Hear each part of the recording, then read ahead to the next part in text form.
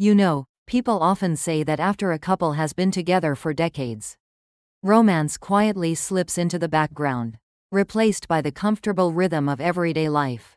I believed that too, until one lazy Saturday afternoon, in our small apartment kitchen.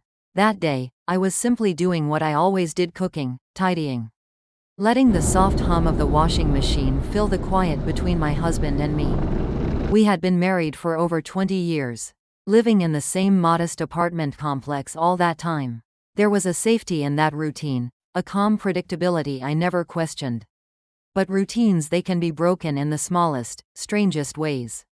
It started with my husband's playful grin, a grin I had seen since we were young. A grin that still had the power to make me roll my eyes and laugh. He has this habit, you see. Every weekend, he becomes a little mischievous. A little boy in a grown man's body, always ready to tease or suggest something ridiculous. That afternoon, as I stood in the kitchen, tying the straps of my apron, he leaned close, his voice low and mock conspiratorial.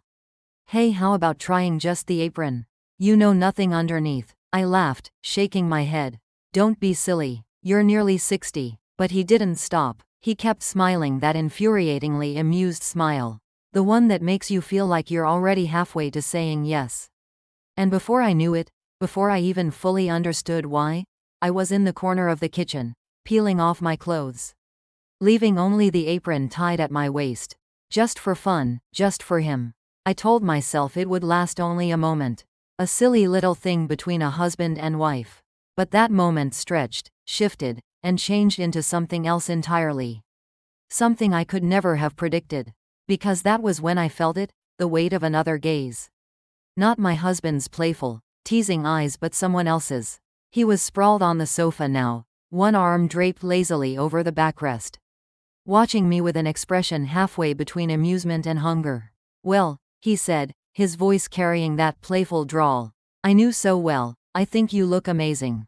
I rolled my eyes, pretending not to care, but the truth was I felt different. It was ridiculous, but with only a thin layer of fabric covering me, every movement became amplified, every brush of air, every shift of the apron's hem. The kitchen wasn't particularly warm, yet I felt a heat rising under my skin. As I reached for the cutting board and began slicing carrots, the apron's loose fabric swayed. With each motion, occasionally brushing against my bare thighs, the sensation was sharper, more noticeable than I'd expected. I told myself it was just a silly joke, a harmless game between husband and wife. But the way his gaze lingered on me, following every small movement, made my breath come a little quicker. Then I felt it, a change in the air, a shift. It wasn't just his eyes on me anymore. Somewhere behind me, beyond the small kitchen window, I could feel it, that prickling awareness of being watched. At first, I thought I was imagining it. But then, like instinct, my head turned toward the open window. And my eyes met his. Not my husband, a man. He was standing on the balcony of the opposite building, just far enough to be outside of easy recognition, but close enough that I could see the dark frames of his glasses, the stillness in his posture. He wasn't smiling. He wasn't embarrassed. He was simply watching. And I knew, with an unshakable certainty, that he could see exactly what I was wearing. Or rather, what I wasn't wearing. For a moment, time slowed. The air seemed to thicken. I could hear my own heartbeat, louder than the simmering of the miso soup on the stove. I should have stepped away from the window. I should have pulled the curtain shut. But instead, I stood there, frozen, caught between the urge to cover myself and the strange, electric pull of his gaze. It was nothing like my husband's teasing glances. This man's eyes were heavier, more deliberate, tracing the outline of my body as though memorizing it. And in that quiet, sunlit kitchen, I realized something that made my face flush hot. I wasn't entirely repulsed by it. I forced myself to look away. My hands moved automatically, knife to cutting board, the crisp sound of carrot against steel filling the air, but my mind wasn't on the food anymore. The thin apron clung to my skin in places I'd never noticed before. A wisp of air slipped under the hem and brushed the inside of my thigh. And my breath caught, not because it was cold, but because I knew he could see. I told myself to focus. Just cook, just pretend he isn't there. But it was impossible to ignore the heat. gathering low in my belly, the way every small movement made me aware of my bare skin beneath the fabric. My shoulders felt exposed, my back somehow warmer, where his unseen gaze seemed to settle. Even the steam rising from the pot felt intimate, curling around my face, dampening the thin straps against my neck. I stirred the miso soup slowly, deliberately, as though the repetitive motion might steady my thoughts. It didn't, because I could still feel him. That gaze, steady, unflinching, pressing into my back. It wasn't polite curiosity. It wasn't an accident. It was knowing. It was deliberate. And the strangest part? I didn't move to stop it. I could have closed the window, drawn the curtain, but I didn't. Instead, I stood there, back to him, my fingers trembling slightly as I tied the apron strings tighter around my waist. The knot kept slipping, my clumsy hands betraying my nerves. Each time the fabric slid through my fingers, I could almost feel his eyes following the movement, tracing where the bow would sit against the small of my back. The absurdity of it all almost made me laugh. Here I was, 50 years old, married for decades, playing along with my husband's silly fantasy. And yet part of me was responding to the attention of a man whose name I didn't even know. And that part of me was awake. Uncomfortably, undeniably awake. It was the strangest sensation, like the weight of warm fingertips grazing my bare skin, tracing a path from the nape of my neck, down along my spine, to the dip of my lower back. No one was touching me. No one was near me. And yet, I felt it. The air between us was thick, invisible, but alive. His gaze moved over me slowly, methodically, as if mapping the contours of my body in his mind. My skin tingled under the invisible strokes, and I found myself holding my breath, afraid that even the smallest movement would betray me.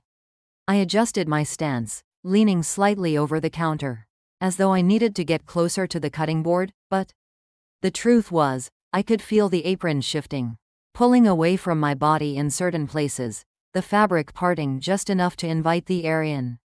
And with it, the awareness. It was maddening. Everywhere his eyes touched, heat bloomed beneath my skin. My shoulders tightened, my arms felt strangely heavy, and my lips parted just slightly, not from exertion, but from the involuntary shiver that crept up my spine. I told myself, just turn away. Close the curtain. This is ridiculous. But I didn't move. It was as if I wanted to prove something to myself, or perhaps to him. I didn't know which. The steam from the pot rose again, this time carrying the faint scent of miso and vegetables.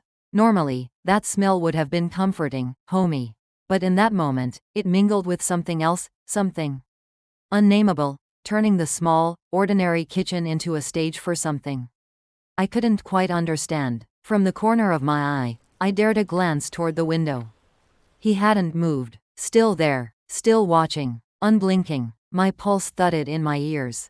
I could almost hear the faint hum of the building outside, the distant sound of a car passing, but all of it felt muted, irrelevant. Because in that moment, there was only the two of us. And the secret, a secret my husband, now dozing lightly on the sofa, would never guess. Please stop. The words never left my lips, but they pulsed in my mind, over and over, with each beat of my heart. And yet another voice, quieter but no less insistent, whispered something entirely different. Don't, not yet. It was a strange, dizzying tug of war inside me, one half begging for the safety of anonymity again, the other half reluctant to sever this taut, invisible thread between us. I tightened my grip on the wooden spoon, stirring the soup with unnecessary care. The rhythm of it was mechanical, but my thoughts were anything but calm. The apron's thin fabric swayed each time I shifted, brushing against the side of my breast, grazing my hips, teasing the curve of my thighs. And always, the gaze. It didn't waver, didn't falter. It clung to me as though I were the only thing in his world worth looking at. I tried to remember what it was like to be looked at that way. Not by my husband, whose gaze was loving but familiar, safe. This was different. This was unfiltered, unapologetic. It felt raw, it felt dangerous, and it made me feel alive. A heat coiled low in my belly, slow but steady, like the simmering broth before me. I pressed my thighs together under the counter, not entirely from modesty, but from the awareness that he could still see me from where he stood. I imagined his perspective, the way the afternoon light spilled across my back. The faint curve of my side revealed when the apron shifted, the subtle movement of my hips. As I reached for the ladle, I imagined his breath quickening in time with mine, his hands tightening on the balcony railing. The thought made me shiver. It wasn't right, it wasn't decent, and yet I didn't close the window. My husband stirred in his sleep behind me, murmuring something unintelligible before settling again. I glanced at him briefly, my heart tightening with guilt. But the moment my eyes drifted back toward